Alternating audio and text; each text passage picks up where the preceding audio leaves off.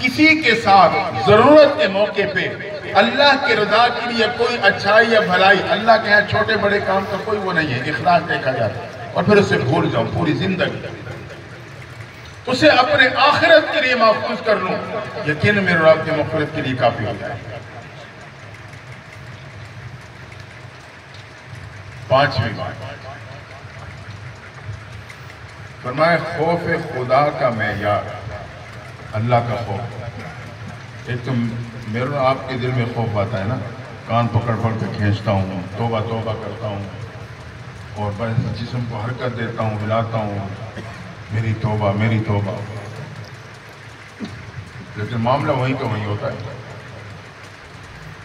فرمائے خوف خدا کا معیار گناہ کو چھوڑ دینے میں عملی طور پہ گناہ سے کٹ جاؤں، گناہ کو چھوڑ دوں، یہ ہے اصل میں خوف خدا کا معیار۔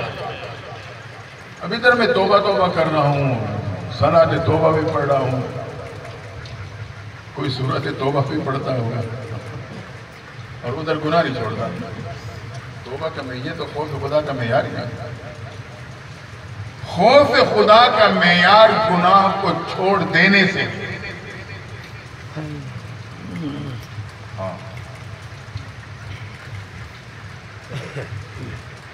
اللہ تعالیٰ گناہ کو چھوڑنے کی وجہ سے اس خوف خدا کی کیفیت میں اتنا حسن اور ایسا معیار پیدا کر دیتے ہیں کہ وہ اس کے لیے آخرت میں نجات کا ذریعہ تو بنتا ہی بنتا ہے، دنیا میں بھی عزت کا ذریعہ بن جاتا ہے۔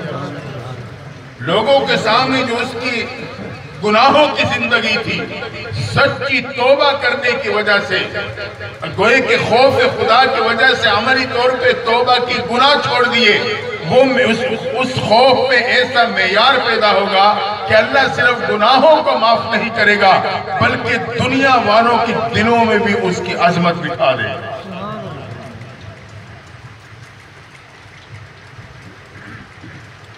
حضرت عبداللہ ابن مبارک رحمۃ اللہ تعالیٰ علیہ مشہور محدث ہیں، حضرت امام اعظم ابو حنیفہ رحمۃ اللہ تعالیٰ علیہ کی 40 رکنی ایک کمیٹی تھی جو علم اور مسائل پہ تحقیقات کرتی تھی، اس میں سے ایک عبداللہ ابن مبارک ہے۔ ان کی پھوٹتی جوانی غفلت کے شکار ہے، والد ایک باغ کے مالی تھے، اپنی امانت اور صداقت کی بنیاد پہ اللہ نے اسی باغ کا مالک بنا دیا۔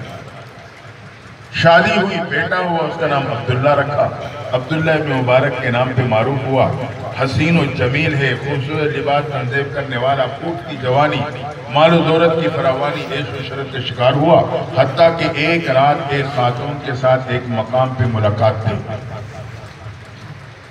یہ نوجوان اس مقام پہ پہنچ گیا، خاتون کے وعدے کے مطابق آنے کا انتظار کرنے لگا۔ رات کا آدھا حصہ گزرا، وہ نہ پہنچی، اکثر حصہ گزرا، نہ پہنچی، حتیٰ کہ فجر کی اذانیں آئیں، وہ وعدے کے مطابق نہ پہنچی۔ اب اس نوجوان کی دل پہ ایک چوٹ لگی۔ عبداللہ ابن مبارک سوچنے لگا، عبداللہ ابن مبارک، جس کے لیے تو نے ساری رات جاگ کی گزاری وہ تو تجھے نہ ملی، اگر تو یہ رات اپنے رب کے لیے جاگ کے گزار دیتا تو تیرا رب تجھے ضرور مل جاتا۔ یہ بات دل میں آنی تھی، بس نادم ہو گئے، توبہ کر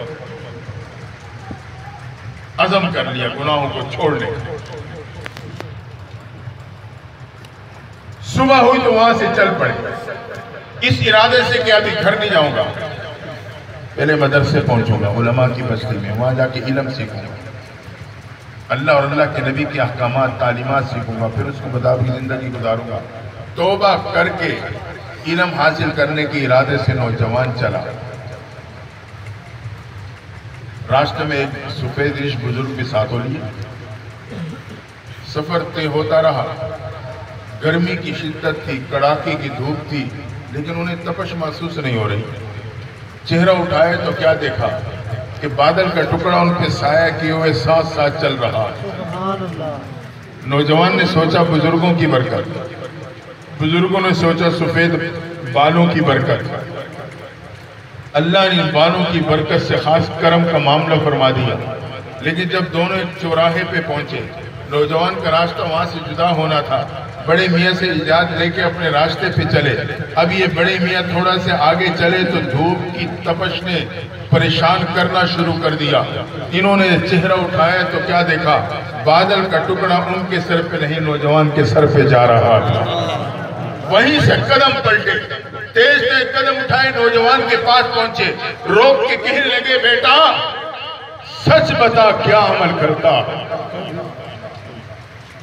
عبداللہ ابن مبارک کہنے لگے، میرے دامن میں کوئی نیکی نہیں، میرا دامن نیکیوں سے خالی ہے۔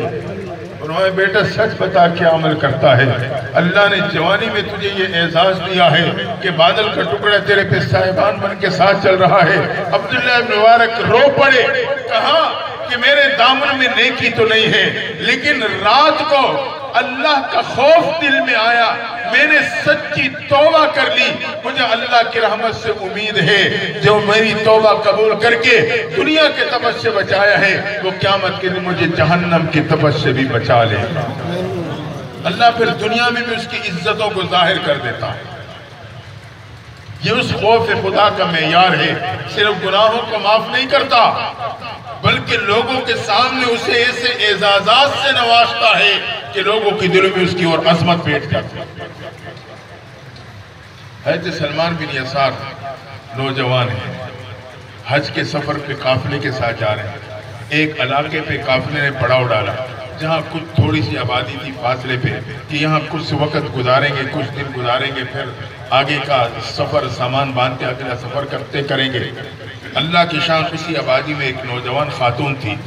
اب حضرت سلمان بن یسار جوان بھی ہیں، خوبصورت بھی ہیں، وہ انہیں دیکھ کر ان کا پیچھا کرتی رہی، چیک کرتی رہی۔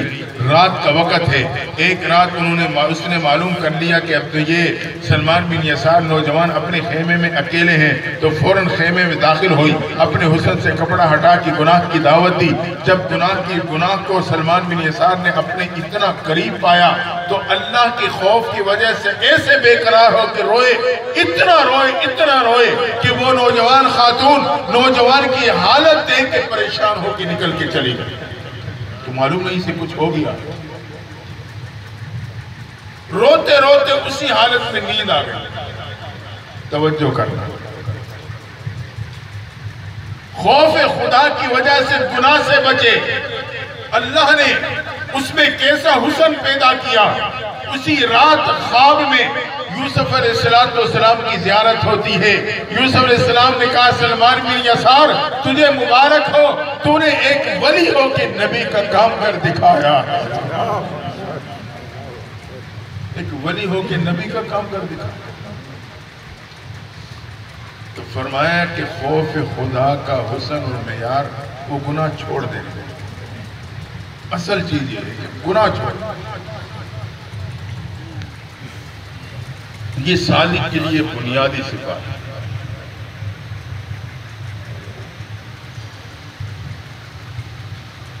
آخری بات، اختتامی بات، یہ تو حضرت صدیق اکبر رضی اللہ عنہ کا قول تھا جو میں نے آپ کے سامنے رکھا۔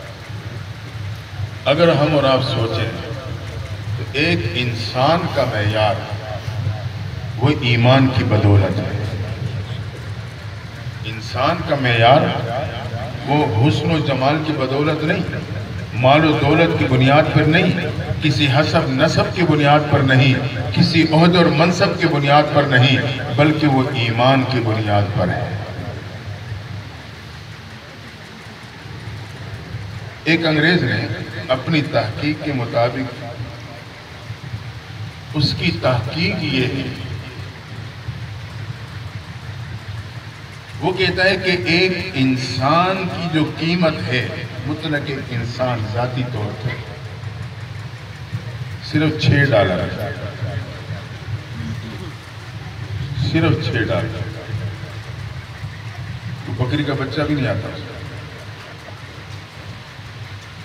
آج کل زیادہ ہوگا تو $1000 بن جائے گا۔